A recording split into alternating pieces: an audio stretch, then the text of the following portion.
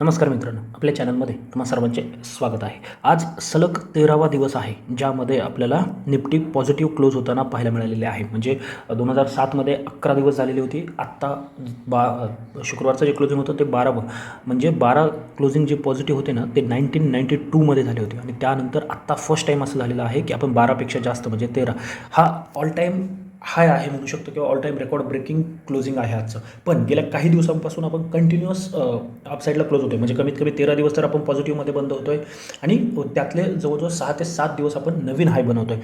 पण ऑप्शन ट्रेडरसाठी काहीही नाही आहे. खास करून मी ऑप्शन ट्रेडर म्हणजे कोणत्या पॉईंट ऑफ व्ह्यूने बोलतो आहे, तर बायरच्या दृष्टिकोनातून बोलतो आहे की बायरला काहीही मिळत नाही आहे सध्याला. एखाद दुसरा मूव सोडला पाठीमागे थोडंफार, तर दिवसभरामध्ये काहीही सध्याला मिळत नाही आहे. म्हणजे आजचं फक्त या 3 कॅन्डल आहेत ज्यांना अगदी योग्य ठिकाणी त्या सापडल्या असतील, तिथेच फक्त तुम्हाला प्रॉफिट बनवता आलं असेल. ही जी मुवमेंट आहे किंवा ही जी मुवमेंट आहे ना, याच्यामध्ये किंवा इथेही ऑप्शनचे प्रीमियम काहीही वाढलेले नाही आहे. तुम्ही नसेल तर एकदा जाऊन चार्ट बाय चार्ट चेक करा. हा चार्ट म्हणजे डेरिव्हेटिव्ह म्हणजे निफ्टीचा चार्ट आणि ऑप्शनचा चार्ट, काहीही प्रीमियममध्ये वाढ होताना पाहायला मिळत नाही आहे, उलट कमी होते. विशेष म्हणजे आज पुन्हा एकदा सांगतो, जाऊन चेक करा टिक बाय टिक, कारण का अजून अवेलेबल असेल तुमच्या ब्रोकरच्या साईटवरती, की मिड कॅप जे आहे ना, सकाळी 10 वाजता 10 ते 10:30 म्हणजे अगदी सकाळचीच वेळ होती, तरीही मिड कॅपचे जे पुट होते किंवा जे कॉल होते ना, ते शक्यतो कॉलमध्ये नव्हतं, परंतु पुटमध्ये इंट्रेन्सिक व्हॅल्यूपेक्षाही कमीला ट्रेड करत होते. म्हणजे ज्यावेळेस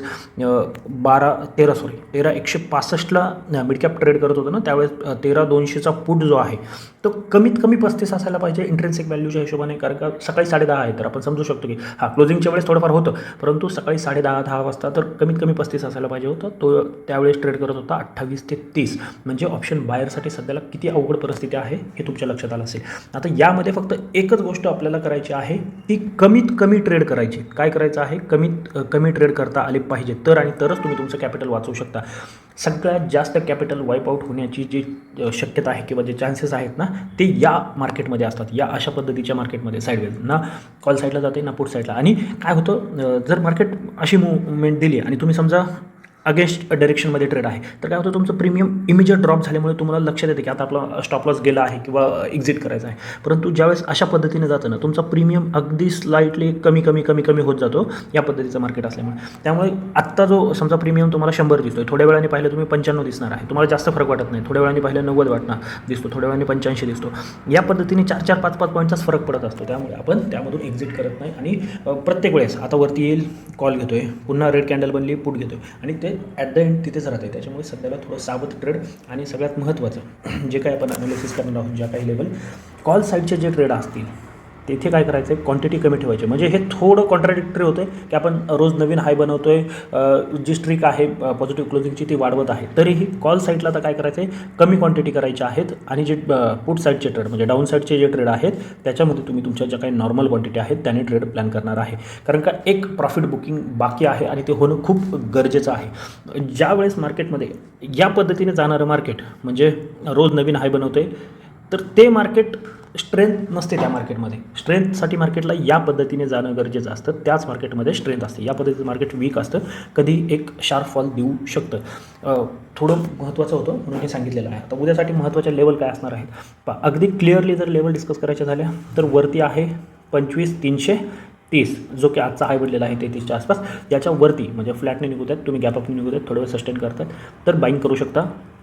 अगदी 25,500पर्यंतचं टार्गेट तुम्ही ठेवू शकता. म्हणजे 60-60, 70-70 पॉईंटचे 3 टार्गेट. इथून पाहिलं तर 170 पॉईंट आहे, 60-60 पॉईंटचे 3 टप्पे तुम्ही करू शकता. म्हणजे 330 नंतर तुमचं पहिलं टार्गेट हे 400च्या आसपास असलं पाहिजे, 375, 380, दुसरं 460 आणि फायनल हे 500 असलं पाहिजे. शक्यता थोडी कमी वाटते. एक मुवमेंट बाकी आहे, आयदर ती अपसाईड येऊ शकते, डाऊन साईड येऊ शकते, कारण की गेल्या कित्येक दिवस आपण साईडला आहोत. डाऊन साईड थोडी महत्त्वाची ठरणार आहे किंवा एक चांगला ट्रेड प्लॅन करून देणारी असू शकते. इथे दोन पद्धतीने एक छोटं मोठं गॅपअप म्हणजे 300-325च्या आसपास जर गॅपअप होते आणि तो गॅपअप फेल्युअर होऊन या पद्धतीने जर मार्केट पुन्हा या लेवलच्या खाली म्हणजे 280च्या खाली जर निघते ना, तर तो एक चांगला डाऊन साईडचा ट्रेड बनवू शकतो. आणि त्यामध्ये या पद्धतीने एक कॅन्डल बनण्याची शक्यता आहे. मग 280 ब्रेक झाल्याच्यानंतर पहिलं टार्गेट हे तुम्ही 220-240 म्हणजे 40-50च पॉईंट आहे. सध्याला मोठं टार्गेट बनत नाही आहेत, म्हणून 200-220च्या दरम्यान तुम्ही पहिलं टार्गेट ठेवू शकता. आणि ही लेवल जर ब्रेक झाली तर मात्र एक चांगला फॉल आपल्याला पाहायला मिळू शकतो, जो की पुढे 1-2 दिवस कंटिन्यू होऊ शकतो. त्यानंतरचं जे टार्गेट आहे ते 25,120 आणि 25,000 30 इथपर्यंत तुम्हाला घेऊन जाऊ शकतो. उद्याच 25,030 येईल याची शक्यता थोडी कमी वाटते, परंतु मग 120 आणि 200 हे 2 टार्गेट येऊ शकतात. फ्लॅट ओपनिंगने किंवा थोडंफार गॅप अप होऊन हा बेस्ट ट्रेड असू शकतो. थोडंफार गॅप अप होऊन ही जी लेवल आहे ती ब्रेक व्हायची. आता जर गॅप डाऊनच ओपनिंग होते, एक 40-50 पॉईंटचं जर आपल्याला गॅप डाऊन पाहायला मिळते, तर वाट पहा एकदा 280 लेवू द्यात, डबल टॉप असेल किंवा कोणतंही बेरिश फॉर्मेशन बनवतोय ना, तर तुम्ही डाऊन साईडचा ट्रेड प्लॅन करू शकता. अदरवाईज गॅप डाऊन नंतर 200 ब्रेक होताना ट्रेड प्लॅन करा. आहे तेच टार्गेट असणार आहे. फक्त एक लक्षात ठेवा, सध्याला लेवलपेक्षाही तुमचा जो काही एस एल बनत आहे ना, त्याचे 1:2 आणि 1:3 या पद्धतीने तुम्ही तुमचा स्टॉप लॉस ट्रेल करत राहा. जसं तुमचं टार्गेट आहे स्टॉप लॉस ट्रेल करत राहा, कारण का सध्याला मोठी मुवमेंट नाही आहे. म्हणजे जरी हा फॉल अजून एक गोष्ट घडती आहे की काँग्रेस जे आहे आपले काँग्रेसपेक्षा आहे ते सेबीचे जे चेअरपर्सन्स आहेत त्यांच्या अगेन्स्टमध्ये त्यांना काही प्रेस कॉन्फरन्स वगैरे घेता येते किंवा त्यांचे जे काही ॲलिगेशन्स आहेत तर ते राजीनामा मागतात. त्याचा इम्पॅक्ट होऊ शकतो. कारण की हे जे 3 कॅन्डल बनलेत ना, त्या टेक्निकली वगैरे काही बनलं नव्हत्या, फक्त ते कारण होतं त्यावेळेस ते काही मोठं झालं नाही म्हणून जास्त फरक नाही पडला, परंतु ते आहे. जर त्यामध्ये काही वाढ झाली त्या प्रकरणामध्ये तर कदाचित आपल्याला त्याचं कारण शोधून मार्केट फॉलो होताना पाहायला मिळू शकतं. आता दुसरं जो इंडेक्स आहे बँक निफ्टी, बँक निफ्टीसुद्धा आज खरं तर थोडं वेगळं झालं आहे. नॉर्मली काय होत होतं, निफ्टीवरती जात होती पण बँक निफ्टी जात नव्हती. आज बँक निफ्टीने ट्राय केलं होतं, परंतु बँक निफ्टी तिथेही सस्टेन झालेलं नाही आहे. म्हणजे ही जी लेवल आहे 51,500, आता उद्यासाठी हीच लेवल महत्त्वाची आहे.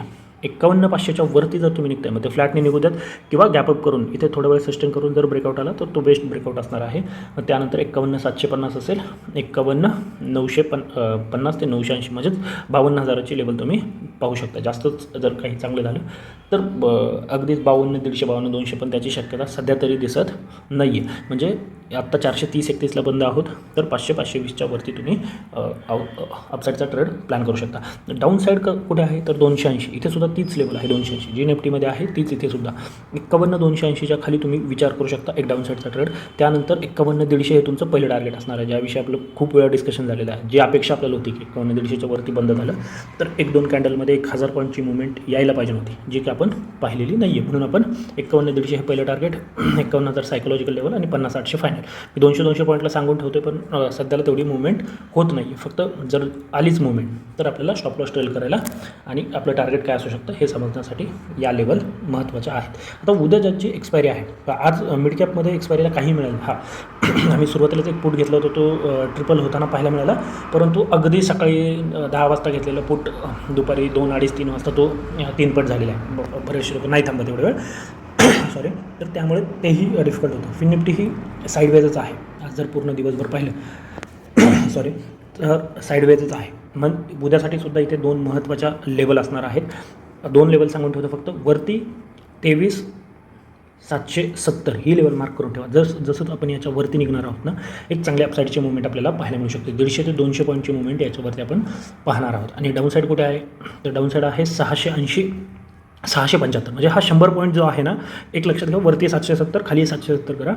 या 2 लेवल खूप इम्पॉर्टंट असणार आहे. म्हणजे 770च्या जवळ येऊन कदाचित या साईडला तुम्ही रेंज प्ले करू शकता किंवा 770 जर ब्रेक झालं तर इथे सुद्धा 150 ते 200 पॉईंटचा डाऊन साईडचा मूव आपल्याला पाहायला मिळू शकतो. पहिलेच जे टार्गेट असणार आहे सॉरी हे 770 म्हणतोय, 670च्या खाली 620 असेल आणि 560, 500 या टार्गेटसाठी तुम्ही ट्रेड प्लॅन करू शकता. बाकी जर काही असेल तर मी नक्कीच टेलिग्राम चॅनलला अपडेट करेल. आज आपण टेलिग्राम चॅनलला मिड कॅपचा कॉल ट्राय केलेला होता. अगदी शेवटपर्यंत मार्केट त्याच रेंजमध्ये राहिलं, परंतु तो जो 8 ते 10च्या दरम्यान आपण घेतला होता ना, तो 0 होता ना, आज आपल्याला पाहायला मिळाला. कदाचित उद्या जर या लेवलच्या बाहेर कुठे संधी मिळाली तर फिन निफ्टीमध्ये आपण ट्राय करूयात. ते मी आपल्या टेलिग्राम चॅनलला अपडेट करेल. तुम्ही जॉईन केलं नसेल तर जॉईन करून घ्या. तर आजच्यासाठी एवढंच. जर ही माहिती आवडली असेल तर चॅनलला सबस्क्राईब करून व्हिडिओला सुद्धा लाईक करून घेत राहा. धन्यवाद. जय हिंद, जय महाराष्ट्र, कीप ट्रेडिंग.